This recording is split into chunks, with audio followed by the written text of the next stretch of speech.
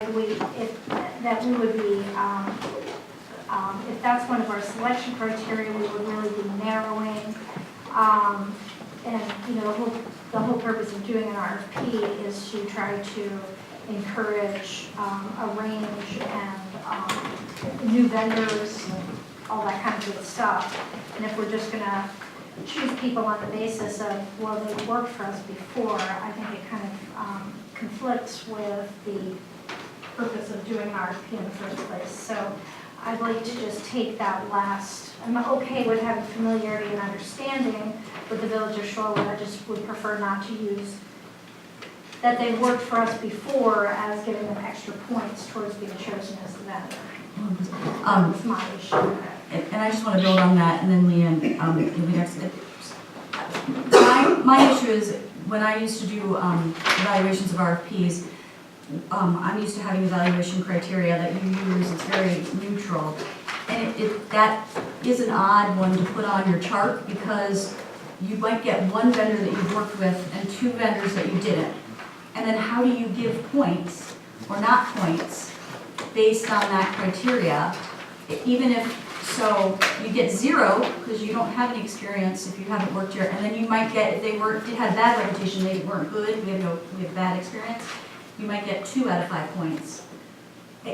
It's not a criteria that you can do across the board for all proposals submitted, and so in that instance, I would not want it as our standard criteria. Leanne. Thank you. Just 2 points to each issue, I'll call it. So the familiarity and understanding of the firm. Keep in mind that this is a general engineering services contract, so it's not a specific project. So we are going to be utilizing on a pretty consistent basis an engineering firm, and we're going to ask them to have a very broad area of expertise. That's point number 1, is that correct? Yep. Okay. So in staff's mind, it is very important that they have a familiarity and understanding of the village. That doesn't necessarily mean that they have worked here. It means they understand the systems. They have experience with combined sewers. They have some electrical experience. They understand working in a fully developed community. They understand stormwater reviews, those types of things. Okay, I'm fine with that. Yeah, That part I get. Okay. It was the second part. All right, so that they've worked for us and we like them.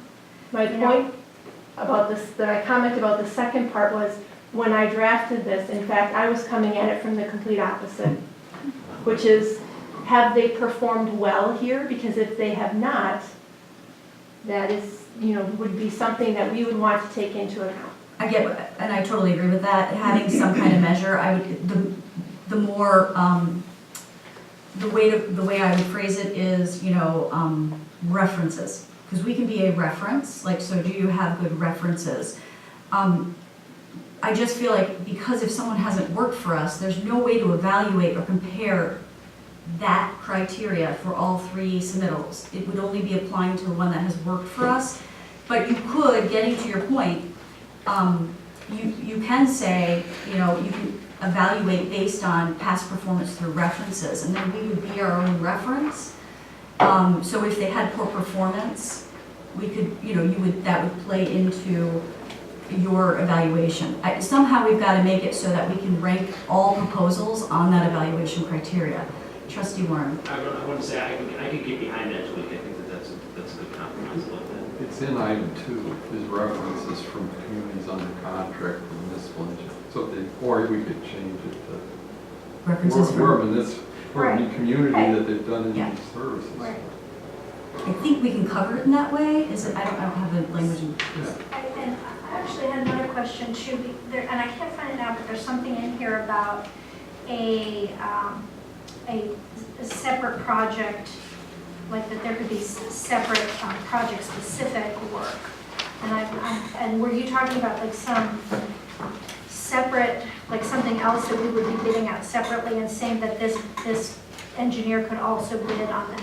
Okay, because I was like, well, how are we doing this? How are we determining what's under this contract and what's a separate? Okay, so How do you determine that? Well, she's saying if we were doing a road project and she was bidding out for engineering services for a road project, Okay. that this vendor could also bid on that. It would be under that, not under the general contract. I do have a question about that though. If we wanted to use our general, we've already bid out our services and we have an engineering firm as or representative from a firm as just like our attorney or our engineer. I guess, could they do, I mean, do we have to go out to RFP for engineering services on certain things? You're saying because one state Anyone required? can jump in on this, Rebecca. Okay. Nathan. I think I know the answer.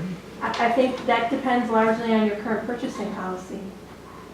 I mean, it may require a tweak to that policy to I would specifically love to reference review that this. purchasing policy with the two new trustees here as well, just because there were second steps that we never got to, and that could be included. Okay, thank you.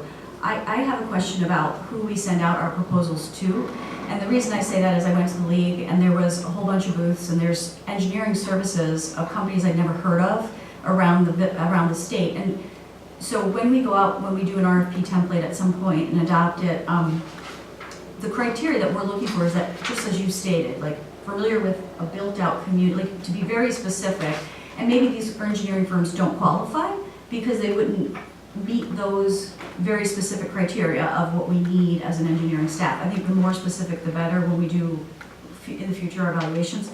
But do we have a list, like how, I know we post, but like other places, other municipalities have a list and anyone can be added to that list. So I have the 3 business cards, I'll forward them on to you. But is that how we work here? Like who do we send out the notice to?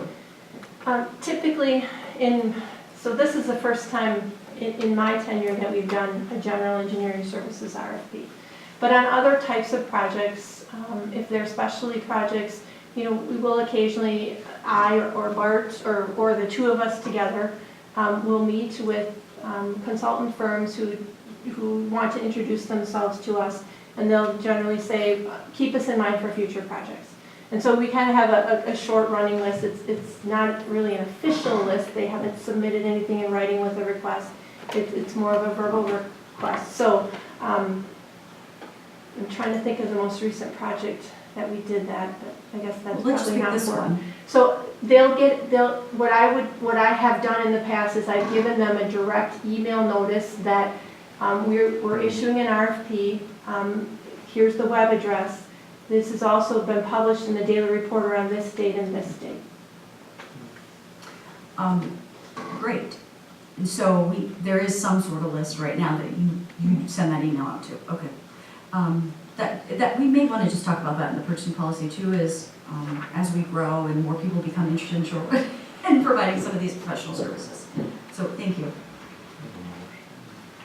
So do we want to? I'll make a motion. I move to approve the request for proposals for general engineering services with the modification under selection criteria. Which now I can't find. Number 3, that we remove the words "and past record of performance on village projects." Second. Okay, we have a motion and a second. Any further discussion? All those in favor say aye. Aye. Any opposed? Motion carries. Thank you. The next item on our agenda is to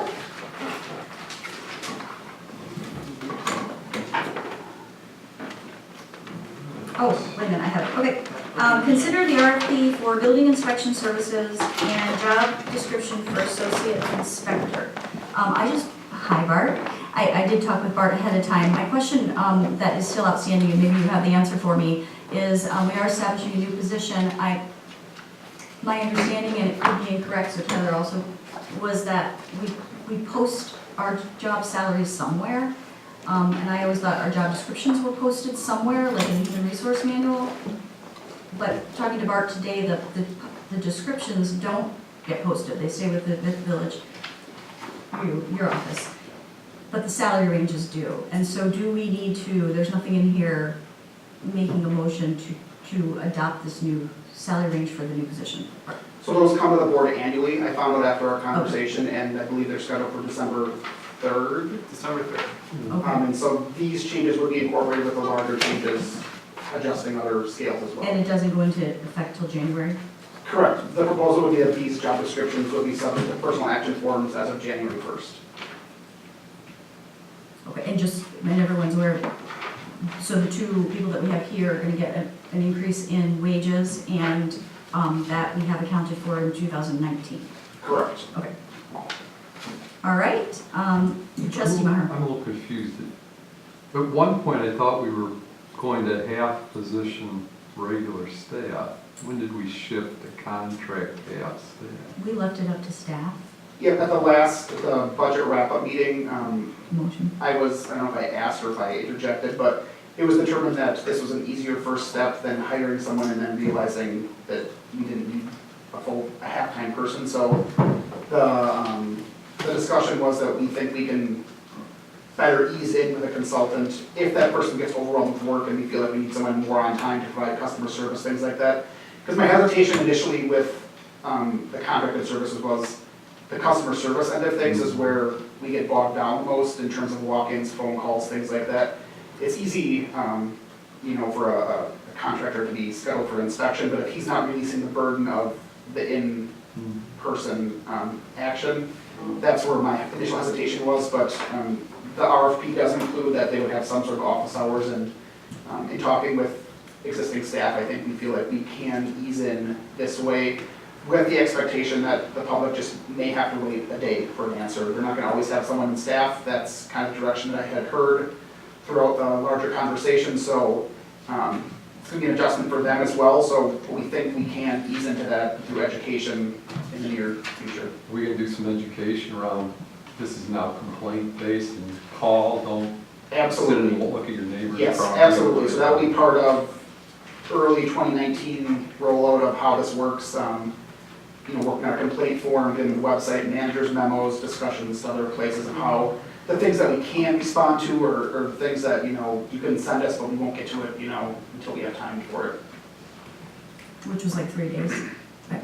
Yeah, typically the direction was that 3 days would be a normal average response time, to at least acknowledge the complaint or whatever and get back to them when we can. Any other questions? Trustee McKay. Since these are changing job descriptions, are we obligated to post them and take applications, or can we just make the change in-house? That's what I was confused about. I would have to defer to, Can just make the change. Oh, okay. So going forward, and I know you were JP&L chair, that's just, I want a clear understanding going forward. When we create a new position, we obviously need to take action. And that position's description is never posted anywhere. It's not in our human resource manual. I was under the impression that it was, because last time we had the treasurer and the finance, remember I had all those edits, and everyone was like, oh, you're making too many edits, so I just said, they were like minor, but.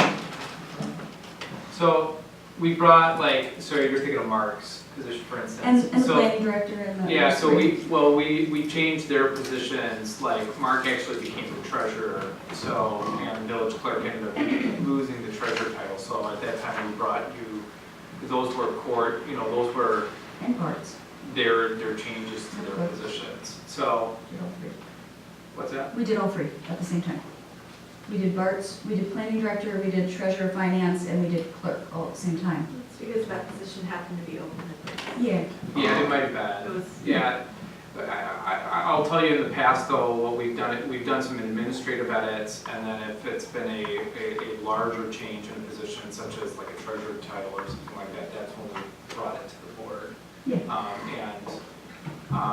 I think we have something in the HR manual that states that the village manager, has the ability to make, some changes to the positions, but I think it's been past practice that if we've had significant changes to a position, we still bring it to the board for your consideration.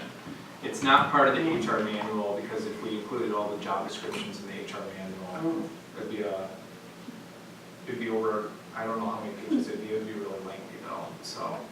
Are they stored, can we see them? My only question is, where are they It's in our accessible? shared drive. It's in the shared drive, okay. Yeah. Is it typical that municipalities don't post them anywhere public? I've never been in a municipality that had them publicly posted. Okay. So I don't, Becky, have you? Yeah. Okay. All right, thank you, like clarity. Call the question? Second.